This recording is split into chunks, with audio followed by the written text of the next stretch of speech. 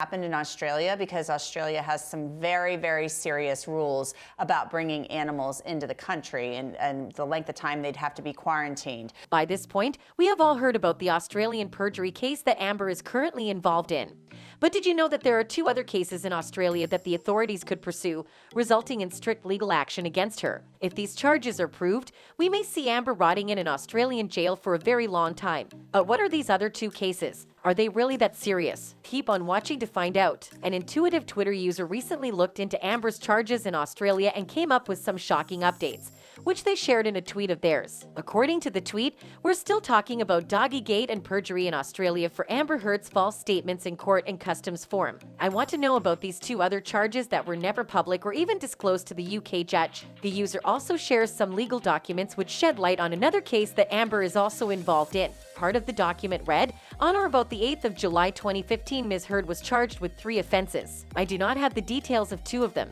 But the 3rd offense was under S-137-2 of the Commonwealth Criminal Code 1995 because she had produced a document, mainly an incoming passenger card, to Cara Burgess, an Australian Customs and Border Protection officer, knowing that the said document was false. So, not only did she falsify documents relevant to smuggling in her 2 dogs, but she had also forged an incoming passenger card and given it to the Customs and Border Protection officer. According to Australian law, a person commits an offense if A. the person produces a document to another person, and B. the person does so knowing that the document is false or misleading, and C. the document is produced in compliance or purported compliance with the law of the Commonwealth. The Criminal Code Act also mentions the fact that this offense carries a penalty of up to 12 months imprisonment. But things don't end here. There's more. In a reply to this tweet, another person revealed that there was yet another case that Amber was wrapped up in and being investigated in Australia. Isn't that bonkers? The tweet said, "I believe that there is also a charge to do with glassing, a very serious crime there involving using a bottle as a weapon, if I'm not mistaken." This is basically referring to the incident in Australia where Amber Heard violently threw a glass bottle at Johnny Depp, resulting in severing the tip of his finger. Just take a look at Johnny explaining the entire gruesome incident and see what a horrible crime Amber had just committed on Australian soil.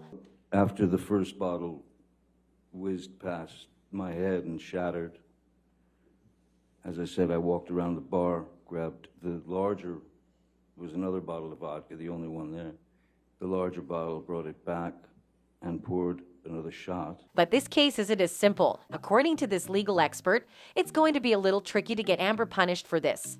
So can the Australian government sue after Ms. Heard in terms of a glassing investigation? Well, yes. It's a serious criminal offence, and here in Australia we don't have statute of limitations on serious criminal offences.